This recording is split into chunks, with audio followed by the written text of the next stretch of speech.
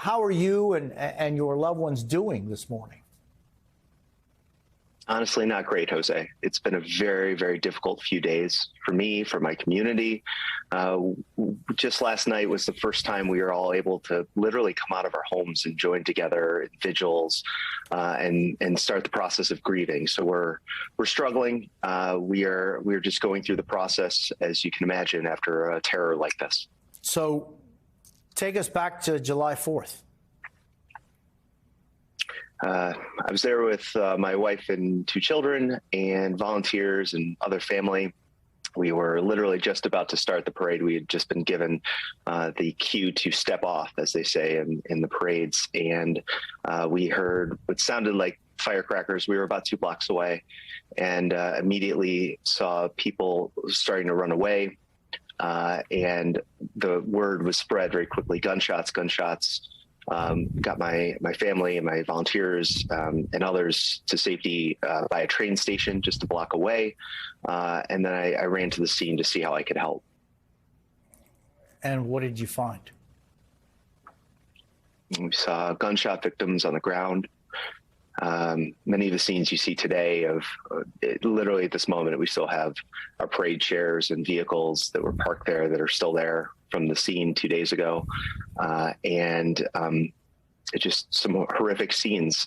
People that were looking for family members, screaming, asking where their children or grandchildren were. I came upon a few families that had blood on their clothing, trying to assist them, and it was pretty horrific.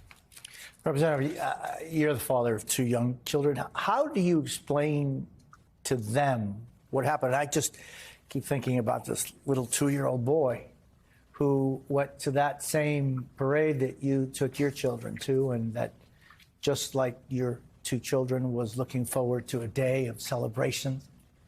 And how do you explain this to them, Representative? Yeah, we're taking it day by day. This is not simple.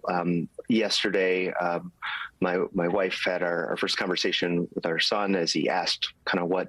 The day of, when a few hours after the parade, he asked what had happened, why did we leave? And my wife explained that somebody had come to the parade to hurt people, to which he asked, did anyone get hurt? And she said, yes.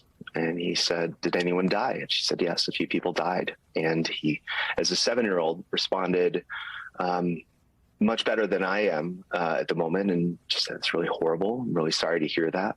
And that was the end of his questions. But he will, and many other children in our community, are going to have questions and emotions and trauma for a long time.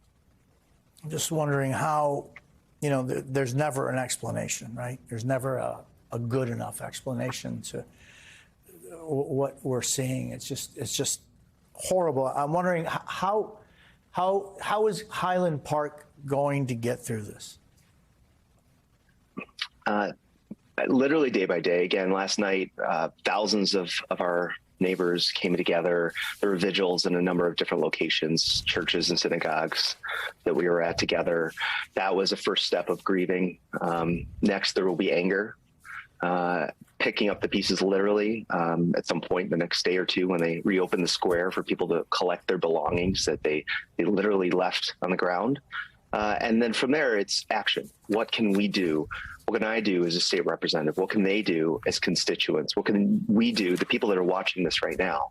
And I'm getting those calls all over the country. What can I do right now? And I have a call of action for everybody watching. So my call of action today, people want to know what can you do?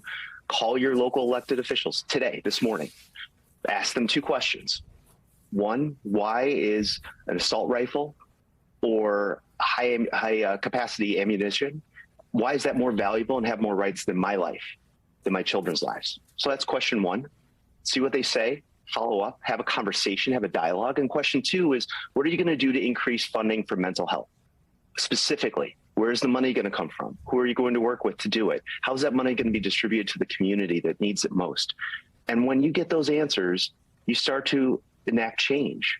That's what we're fighting for. That's what we can do today, right now. That's my call to action for everyone watching. What can we do to make sure this doesn't happen in my community? Do that. And when you have an elected official that says, well, we can't do something about that, there's nothing we can do. You tell them that Highland Park sent them, and you get to work and you fight for these changes, because I don't want any other community in the entire country to go through what we're going through right now.